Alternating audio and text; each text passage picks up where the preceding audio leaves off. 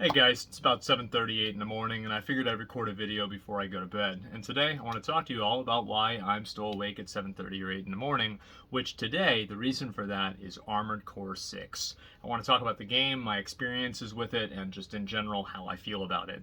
Now, obviously I played through the campaign one time. I have played a good amount of PvP. I have not put 20 hours into the PvP, but I've put a considerable amount of time into it. I have not gone through the New Game Plus Plus true ending yet, so from what I hear, and I look forward to doing so because the truth is that I think Armored Core 6 is a fucking incredible game. It is an insane game. Like, I didn't know what to expect, right? I mean, like, I knew it was from software, right? I'm a bit of a simp, okay, I'll admit it. And, I thought it was going to be a good game, but I had no idea it was going to be this good. I haven't played a mech game since, and I thought about this, MechWarrior 2049 on the Super Nintendo, okay? Back 3,000 years ago. And Armored Core 6 didn't just get me to want to play Armored Core 6. It's been so fun. It's gotten me to want to play all of the other mech games that I've missed out on in the last 15 years. The old Armored Core games, the other mech games, I think Titanfall is one of them, and a handful of other ones, because I just had so much fun playing through the game. Now, I think that a lot of you guys have probably seen the Sea Spider incident, and that was a bad time, but we're not really going to talk about that because outside of that boss, I really had a great time playing this game, although that boss was very much a bad time. So anyway, the campaign, obviously, I'm going to kind of get this out of the way. I think the first half of the campaign is definitely kind of disconnected. It's hard to follow, especially for like a new player trying to take everything in, because you're a mercenary, you're taking on the identity of somebody else, and you're building up your effectively reputation with a number of different factions and different corporations just to establish yourself as somebody who is reliable, trustworthy, and worth giving your money to if you want to have something done. But the second half of the story is where all of those plot lines start to kind of converge and things really actually mesh together, and there's a big payoff for all of those quests that you did at the beginning and all of the missions you did at the beginning. Now, I think that one of the biggest conversations about Armored Core is, of course, Elden Ring, right? People are comparing it to Elden Ring. They're saying, well, is it better than Elden Ring or not? Well, it's a better mech game than Elden Ring is, I'll tell you that. I mean, I think people are going to be playing Elden Ring in like 10 years, right? They're going to be playing Armored Core 6 in 10 years. I'm not sure, right? Depends on if they make Armored Core 7. I hope they do. But the truth is that I think obviously, Armored Core is a mech game. It's such a massive niche, right? Like, you're not trying to hit like that broad gaming audience. You're going for mainly nerds, people that, love playing mech games, and like, that is a very narrow audience of people. So I think that, any reasonable person should go into like a conversation about this and the way that they look about it, knowing that Armored Core 6 is not meant to hit the widest audience like Elden Ring was. And even Elden Ring, I don't think was really meant to hit the widest audience. I think Armored Core 6 has a much more narrow appeal. I think that the closest thing that I could compare Armored Core 6 with would be also Sekiro. I never really knew how to pronounce it. But Sekiro, and the reason why is because obviously Sekiro is a very, very narrow game. Like, there are very few deviancies that you can do inside of Sekiro compared to something like Elden Ring or Dark Souls 3. Obviously, compared to other games, there's plenty of things, but that's probably not the standard you want to go off of. The truth is that Sekiro is an extremely narrow game, but I would actually classify Sekiro as a perfect game. And I think that it's very hard for me not to classify Armored Core 6 in the same exact way. And the reason why is that I think that, like, I just had a great time playing the game, and I am, like, the most important thing to me about games is not graphics, it's not the story, it's not the menus, it's not, anything else, right? The monetization system, even though sometimes that's part of it. The main thing that I care about is gameplay, and gameplay is king in Armored Core 6. That is what it is all about. Like, using melee weapons just feels so fucking good. Like, blowing up bosses feels so good. Like, just playing the game in general feels so good. And I think that this is probably going to be like a very big tangent that I'm going to go off on, is PvP. I really, really, really have to talk about PvP in this game, because I think that including Elden Ring, Armored Core 6 is the best PvP experience From Software has ever delivered. It is amazing. And I think it makes sense why. It's because you don't have to worry about iframe netcode. So you can't really, it's not like you're going to iframe a fucking missile whenever you're a tank, okay?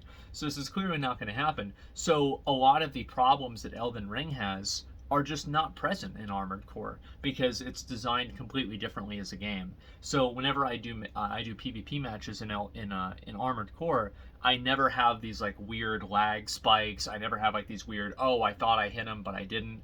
I am actually amazed at how well programmed and how good the netcode is and how good the latency is on Armored Core PvP online. And I actually went through, like, after I beat the campaign, I went through and I played, I don't know, probably 3 or 4 hours of PvP just playing against my viewers, watching my viewers play against each other. I had so much fun doing that. It was amazing. And it was like, man, I should do like an Armored Core tournament or do something like this, right? Because I just really like this gameplay. I think it's so fucking cool, right? And so, and I think one of the best things about it too is that, obviously, people do have like their idea of what they think is meta, but it seems like a lot of people have different ideas on what they think is the best thing in the game. And I think that's what makes, times like this very fun and interesting with games whenever not everybody knows exactly how to play the game. So it makes the PvP even that much more enticing and that much more fun. But I think the PvP in Armored Core 6 is actually probably really one of the best things about it. Obviously, like PvP for a game like this is never really going to be on the same level as something like Valorant or League of Legends. But I think that if you enjoy mech PvP, I can't imagine you not being able to enjoy Armored Core 6 PvP. Maybe what do I know, right? But that's certainly how I feel. So the PvP in the game is absolutely phenomenal. The weapon choices I think are actually really cool. I like obviously that they added the Moonlight Greatsword and all of the other usual stuff that you could pretty much expect in a mech game. I have yet to try every single weapon. I've tried maybe like maybe 20 of them or so, and I'll probably end up trying all of them throughout all the different playthroughs and everything too. I also like how, and this is the first time, From Software has done this really since Dark Souls 2, is that there is a lot of additional content that you get whenever you do New Game Plus in Armored Core 6. You get additional missions, you get additional arena fights, you get additional weapons, and I think that's really special and really cool. Because I know that a lot of people had criticism of the story and just the fact that it wasn't like a persistent world and you're effectively navigating a menu to go into levels and then play through the levels.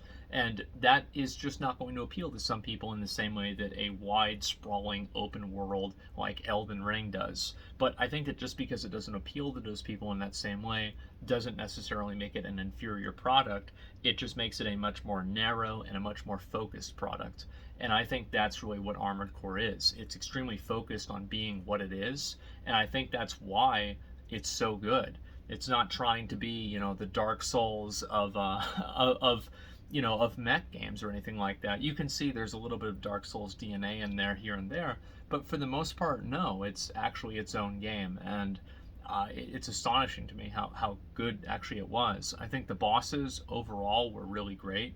Now, obviously, I had the last boss, Air, I think that's her name, the fire one that teleports behind you. You know exactly what I mean. And so the bosses were pretty challenging. They were a lot harder than what I would have expected. I was expecting just fighting like, big target dummies that would take a lot of damage, but they were actually really interesting, and especially the arena fights and the mech fights were really exciting to play. And I think that each one had like its own little type of appeal, and I hope that they add more of them. And I think that if they don't, it doesn't really matter because you can just do them yourself in PvP. So the truth is that I'm really happy with the game, and I know, of course, obviously a lot of people, people. I think there's a big difference, right, with like Dark Souls 3, Dark Souls 1, Dark Souls 2, Bloodborne to an extent, and especially Elden Ring, where in those games, and Demon Souls is the same thing. In those games, you can just completely out-level something, right? If you're having trouble with Margit, you can just go and get like a Somber 10 weapon or a Somber 8 weapon, and then just kill Margit in like 5 hits. It's not even a big deal. And I think Armored Core, again, like Sekiro, is not like that. You don't have levels in the game. Now, obviously, you can get weapons that are extremely powerful and borderline OP. I was reminded of that every mission I did.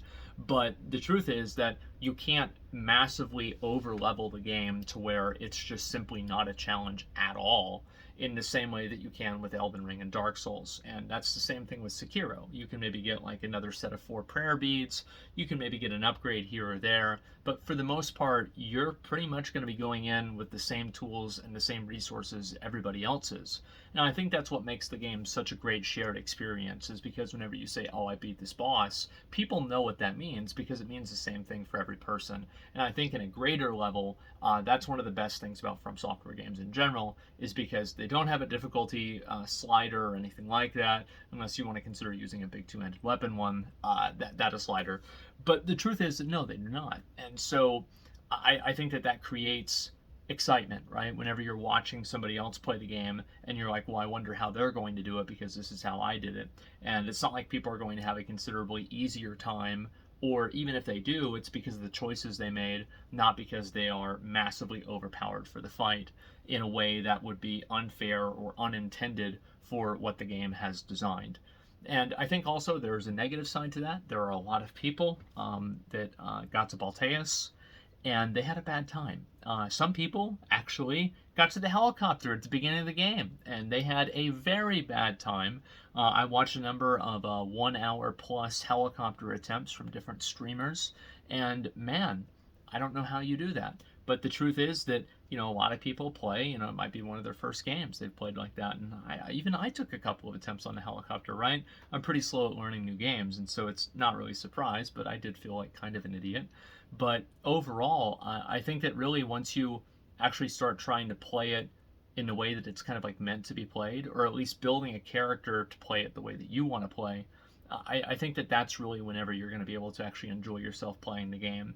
So I know that there's a lot of people out there who might be frustrated about that game, or they might have negative things to say about it. I think that honestly, and I really like this is, I fucking hated that I had to do this. I changed my build. I did, and I'm ashamed to say that, but I did. I changed my build, and I killed the boss completely effortlessly the next time. It was like nothing. And so just try to find the right key that goes in the right lock, and then I think you'll probably find the game a little bit more satisfying and fun to play. But yeah, I mean, I've just kind of wanted to make a video and talk a little bit about Armored Core 6 now that I finished the game, and just kind of give like my unfiltered thoughts. I think it's fucking amazing. It's insanely good. There's there's nothing wrong with the game, if that makes sense. And I think that that's kind of the way that I felt about Sekiro as well. Is that Sekiro isn't like my favorite From Software game, but I think it's perfect for what it is. And that's what I think Armored Core 6 is. I think, again, the biggest accomplishment of the game, I think, is PvP, right? The fact that the PvP is just so good and so well designed. If you haven't played it, I definitely recommend it. But yeah, I beat Armored Core. I would rank Armored Core, as I said, a 9 out of 10. Probably a 9.5 or a 10 out of 10 if you're a mech fan, which Armored Core has been such a great game. It's actually turned me back into a mech fan entirely. I can't wait for the next game to come out that's like Armored Core so I can play that one too because of how much fun I had with this game. So yeah, I'd be curious to hear what you guys' thoughts are on the game. And overall, I just had a great time playing it. I thought it was really fun, and I wanted to talk about it. So that's about all I've got, and I'll see you later. See you in the next one. Peace.